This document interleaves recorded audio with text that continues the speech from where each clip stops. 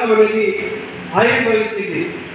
ఈ రాష్ట్రం ఏర్పడిన తర్వాత 60 ఏళ్ల కాలం ఈ తెలంగాణను ఏ విధంగా అయితే దోపిడీకి గురి చేశారు, ఎంత అన్యాయం చేసి ప్రజలు తెలంగాణ రాష్ట్రం ఏర్పడేటప్పుడు ఆత్మహత్యలు, ఆకలి చావులతో ప్రజలందరూ కూడా తల్లడిల్లుతున్నటువంటి ఆ పరిస్థితులలో రాష్ట్రానికి ముఖ్యమంత్రిగా కేసీఆర్ గారు ఉంటేనే మా భక్తులు మారుతాయి, మేమందరం కూడా సంతోషంగా జీవించగలుగుతామని యావత్తు తెలంగాణ ప్రజలందరూ కూడా 2014లో 68 ఎమ్మెల్యే సీట్లను గెలిపిస్తే 2014లో 88 ఎమ్మెల్యేలను గెలిపించి కేసీఆర్ నాయకత్వం మాకు కావాలని కోరుకున్నటువంటి నేపథ్యంలో గౌరవ ముఖ్యమంత్రి కేసీఆర్ గారు ఈ తెలంగాణ ప్రజలు ఏ విధంగా బాధపడుతున్నారు, ఎక్కడ బాధపడుతున్నారు, ఆకలితో ఎక్కడ అనుమతిస్తున్నారని గొప్పగా ఆలోచన చేసి ఒక ప్రణాళికాబద్ధంగా ఈ యొక్క తెలంగాణ రాష్ట్రాన్ని పరిపాలన చేసుకుంటూ ముందుకు కూడా జరుగుతూ ఉంటుంది. అందులో భాగంగానే ఆవిర్భావం ఆలోచన చేసినటువంటి ఎన్నో వేదోమనాలు చేసినటువంటి ఆలోచన చేసి ప్రవేశపెట్టినటువంటి పథకమే ఈ యొక్క కళ్యాణ లక్ష్మి పథకం. తెలంగాణ రాష్ట్రం రావడానికి ముందు లంబడి తండాలలో ఆడపిల్ల పుడితే పెనుమానంగా భావించి ఆడపిల్లలను అమ్ముకునేటువంటి పరిస్థితి ఉండేది. ఎట్టి పరిస్థితుల్లో దీన్ని నివారించాలి, ఆడపిల్ల మా ఇంటికి మహాలక్ష్మి అనుకునే విధంగా చేయాలని కేసీఆర్ గారు సంకల్పించి దళిత బహుజన ఎస్టీ వర్గాలకు మాత్రమే ఈ యొక్క కళ్యాణ లక్ష్మి పథకాన్ని పెడతాం. ఎందుకంటే అట్టడుగున ఉన్నటువంటి వాళ్ళ ఆడపిల్ల పెళ్లి చేయడం అంటే వెనుపాలం అయితే అది కష్టమవుతుందని ఆలోచన చేస్తున్నారు ముఖ్యమంత్రి గారు. తర్వాత అలాంటి ఎమ్మెల్యేలు అందరం కూడా సారీ పథకం చాలా మందికి ఉపయోగపడుతూ ఉన్నది. ఈ పథకంతో చాలా కుటుంబాలు ఇలా సంతోషంగా ఉంటా ఉన్నాయి. పెళ్లి కోసం అప్పులు చేసి బిడ్డలు ఇంటి మీద ఉంచుకోలేక అప్పు చేసి పెళ్లి చేస్తే ఆ అప్పులో ఇంటికి వస్తే కూడా అనేక మంది ఆత్మహత్యలు చేస్తున్నటువంటి కుటుంబాలు కూడా ఉన్నాయి. ఇలా మీరు లక్షలు ప్రారంభించినట్టయితే తప్పకుండా ఆ కుటుంబాలందరికీ కూడా ఒక మనం సహకారం అందించినటువంటి వాళ్ళు బయటమని అందరి అభిప్రాయం మేరకు గౌరవ ముఖ్యమంత్రి కేసీఆర్ గారు ఈ యొక్క కళ్యాణ లక్ష్మి షాదీ ముబారక్ పథకాన్ని అన్ని కులాలకు, అన్ని మతాలకు, తెలంగాణ ఉన్నటువంటి ప్రతి ఒక్కరికి కూడా ఇవ్వాలని గొప్ప ఆలోచన చేసి ప్రవేశపెట్టినటువంటి పథకమే ఈ యొక్క కళ్యాణ లక్ష్మి షాదీ ముబారక్ అని ఈ సందర్భంగా మీకు అందరికీ కూడా తెలియజేస్తూ ఉన్నాను. చాలా మంది ఈ యొక్క పథకం ద్వారా లబ్ధి పొందినటువంటి వాళ్ళు కొంతమందికి అనిపిస్తుంది కావచ్చు, అయ్యో మరి ఈ పథకం మాకు రాకపోయే వేరే వాళ్ళకి మాత్రమే వచ్చింది అని అనిపిస్తుంది. కానీ రేపటి కాలంలో ఏ ఇంట్లో బిడ్డ ఉన్నా కూడా ఆ బిడ్డలు తప్పకుండా కళ్యాణ లక్ష్మి పథకాన్ని ప్రతి ఇంటికి కూడా ఇవ్వాలని గౌరవ ముఖ్యమంత్రి కేసీఆర్ గారు నాకందరికీ కూడా ఆదేశాలు జారీ చేయడం జరిగింది. అందుకోసమే నేను ఎమ్మెల్యేగా అయిన తర్వాత ఎవరు కూడా ఈ యొక్క కళ్యాణ లక్ష్మి పథకానికి దరఖాస్తు తక్కువ మంది పెట్టుకునేటువంటి పరిస్థితి ఉంది. నేను ప్రత్యక్షంగా మా గౌరవ కార్పొరేటర్లు, మా గౌరవ సర్పంచులు అందరికీ కూడా ప్రత్యేకంగా పెట్టడం జరిగింది. ఈ యొక్క పథకం అనేది ప్రభుత్వం నుంచి గొప్పగా ఆలోచన చేసినటువంటి పథకం. ఈ ప్రభుత్వానికి మనం ఖచ్చితంగా మనమందరం భారతీయులుగా ఉన్నటువంటి వాళ్ళం. ప్రభుత్వ పథకాలను ఖచ్చితంగా ప్రజలకు తెలియజెప్పి ఆ యొక్క వాళ్ళందరికీ కూడా మన యొక్క అవకాశాలని ఇవ్వాల్సినటువంటి బాధ్యత మనందరికీ ఉన్నది. బట్టి ఏ ఇంట్లో పెళ్లి జరిగినా తెలంగాణ ఉన్నటువంటి ప్రతి ఒక్కరికి కూడా ఈ యొక్క పథకాన్ని వర్తింపజేసినటువంటి విధంగా చేద్దాం. మీరందరూ కూడా ఈ యొక్క పథకం కోసం దరఖాస్తులు స్వీకరించండి, ఖచ్చితంగా ఇవ్వండి.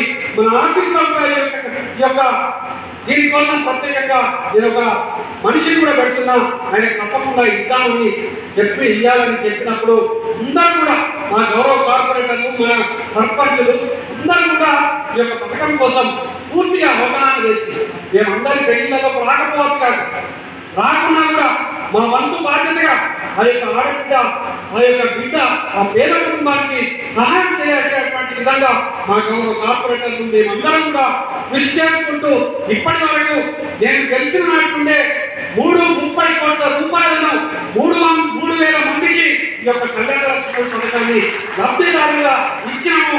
సగర్వంగా మీరందరూ కూడా ఈ సందర్భంగా తెలియజేస్తూ ఉన్నాను. అందుకోసమే వాడకి పోయి ఇంటింటికి పోయి ఇద్దామని ఆలోచన చేసినాం.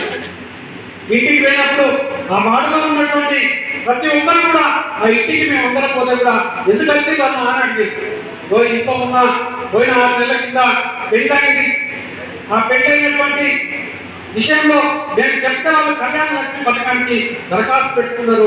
ఆ పథకం చెట్టు ఇలా వాళ్ళకి అందించడం కోసం వచ్చినాము అంటే అన్న మాకు కూడా రాబోయే కాలంలో మా ఇంట్లో కూడా ఒక బిడ్డ ఉన్నది, ఆ యొక్క బిడ్డ పెళ్లికి మరి మేము దరఖాస్తు పెట్టుకుంటాం, మాకు వస్తుందా అని అంటే నేను తప్పకుండా నేను ఇప్పిస్తాను కూడా చెప్పి నేను గతంలో అని కూడా మీకు ఈ సందర్భంగా తెలియజేస్తా ఉన్నాను.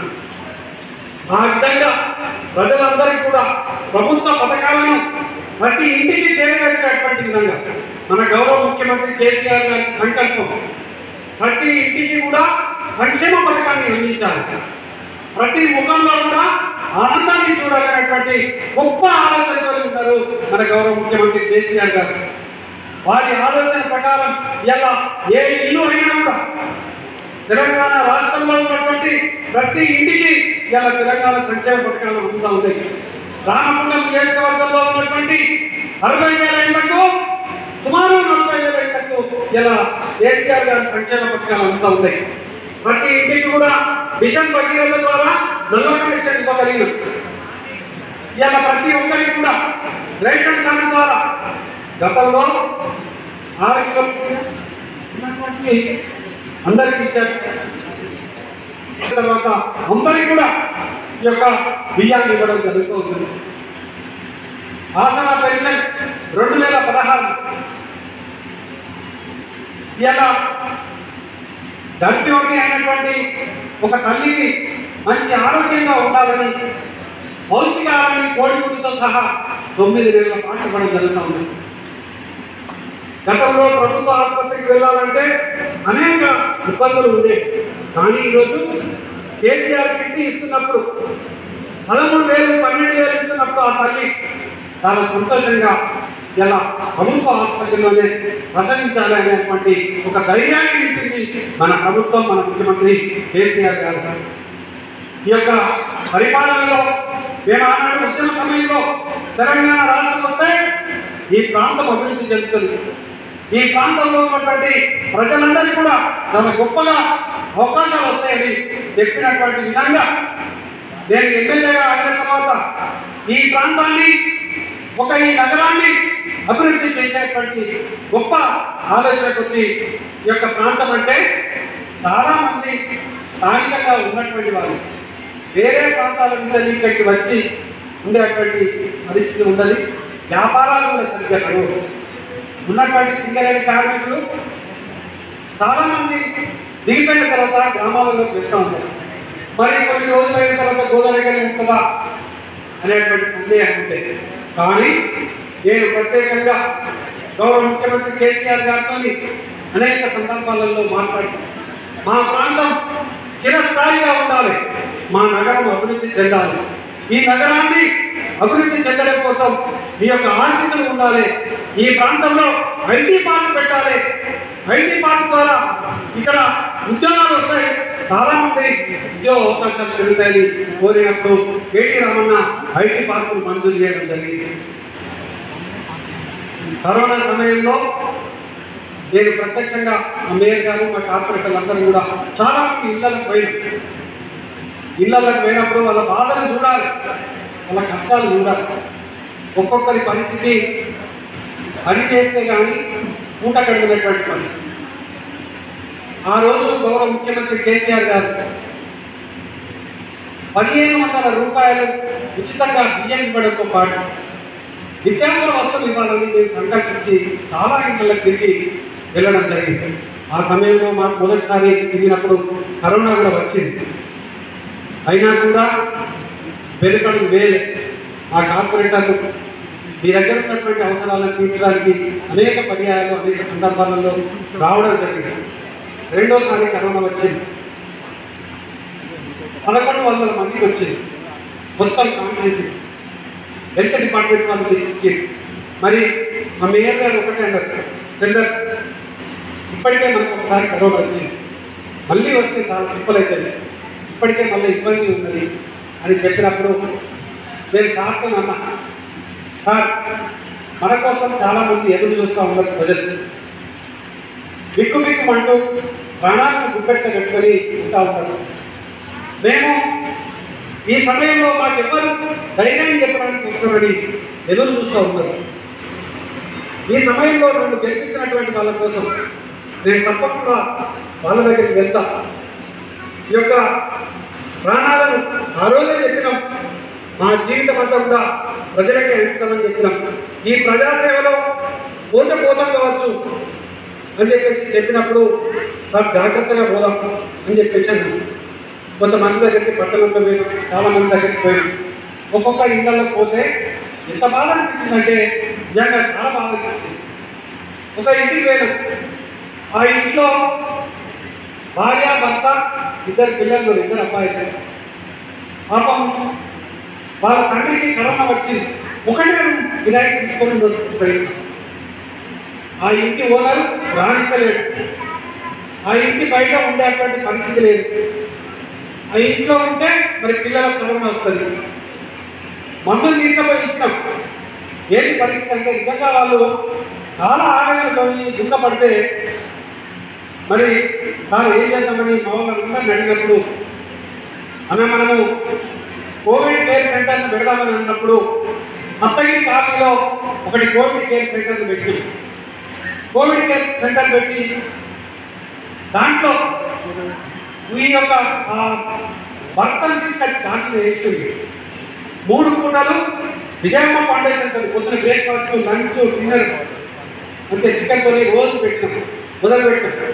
120 మంది ఇటువంటి బాధాకరమైనటువంటి పరిస్థితులలో రామగుండం నియోజకవర్గంలో ఉండేది. ఆ టైంలో వాళ్ళందరినీ తీసుకొచ్చి వేసినాం. ట్రీట్మెంట్ జరుగుతుంది, అయినా కూడా పోతున్నాం. ఒక్కొక్కరి పరిస్థితి దవాఖానాలలో బెడ్లు లేవు, ఆక్సిజన్ లేవు, ప్రైవేట్ హాస్పిటల్ పోతామంటే డబ్బులు లేవు. మరి ఈ పరిస్థితి చాలా ఘోరమైనటువంటి పరిస్థితి. గాంధీ హాస్పిటల్ పోవాలి, లేకపోతే వరంగల్ పోవాలి. ఈ పరిస్థితుల నుంచి అధిగమించాలంటే ఈ ప్రాంతంలో ఖచ్చితంగా ఒక పెద్ద దవాఖాన కావాలి అని సీఎం గారితో ప్రత్యేకంగా మాట్లాడి అప్పటికి 7 మెడికల్ కాలేజీలు మంజూరైంది. మరి ఇక్కడ కాలేజీ చేయడానికి అవకాశం లేకుండా పోయింది, ఎందుకంటే జిల్లా కేంద్రంగా లేదు ఉన్నది. జిల్లా కేంద్రాలలో 7 మంజూరు అయిపోయినాయి. సార్తో ఒక 4 సార్లు ఖచ్చితంగా ఇక్కడ పేద ప్రజలందరూ చాలా ఇబ్బందికరమైనటువంటి పరిస్థితులలో ఉన్నారు. వాళ్ళని ఆదుకోవాలంటే ఇక్కడ ఒక పెద్ద హాస్పిటల్ పెట్టాల్సిందే. పేదోళ్లకు మంచి వైద్యాన్ని, ఉచితంగా వైద్యాన్ని అందించాలంటే ఇక్కడ పెట్టాల్సిందే అని 330 బెడ్ హాస్పిటల్, 550 మంది నర్సులు, 150 మంది డాక్టర్లతో మెడికల్ కాలేజ్ మంజూరు చేసిండు గౌరవ ముఖ్యమంత్రి కేసీఆర్ గారు. మీ అందరూ ఆశీర్వదించినటువంటి, గెలిపించినటువంటి ఒక సామాన్య బిడ్డగా నా ప్రజల కోసం నేను ఏం చేయాలి అని తప్పిస్తున్నటువంటి సందర్భంలో ఈ యొక్క మెడికల్ కాలేజీలు నేను మంజూరు చేయించుకోగలిగిన ఇలా పనులు ప్రారంభమైనాయి. రేపు సెప్టెంబర్లో, అక్టోబర్లో మన డాక్టర్లందరూ కూడా జేఎన్టీ ఇలా హాస్పిటల్లో గొప్ప చికిత్స అంతా ఉన్నది. దీన్ని అందరూ కూడా తప్పకుండా సద్వినియోగం చేసుకోవాలి.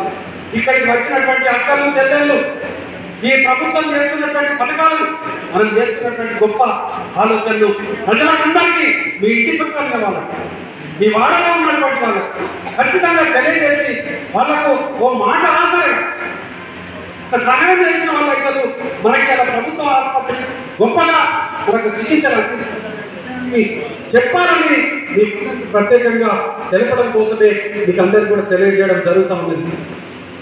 ఇంత గొప్పగా మనం ఈ ఆలోచనలు పోతుంటే అనేక ఆటంకాలు, ఇబ్బందులు పెట్టడం కోసం మనం మంచి పని చేస్తే ఎక్కడ కోరికలు చెల్లరికి మంచి పేరు వస్తుందో, ఎక్కడ కేసీఆర్కి మంచి పేరు వస్తుందో, ఎక్కడ మంచి పేరు వస్తుందో, మరి దీన్ని ఎట్లా అర్థం పెట్టాలి, ఎట్లా దీన్ని పుల్లలు పెట్టాలి.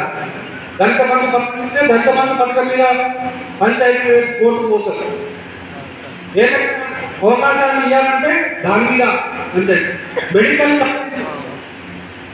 కొంచెం తొందరగా ఏర్పాటు చేసినట్టయితే బాగుంటుందని పర్మిషన్ కోసం వాళ్ళు ఈ నెల వచ్చే నెల కానీ దాన్ని ఇన్స్పెక్షన్ చేయడం కోసం ఢిల్లీ నుంచి వెళ్ళి బృందం వస్తూ ఉండే ఆ డిగ్రీ కాలేజ్ ఉన్నది టెంపర్ వారిగా ఆ డిగ్రీ కాలేజీలలో జస్ట్ దీంట్లో అవసరమైతే నేను క్లాసులు నిర్మాణం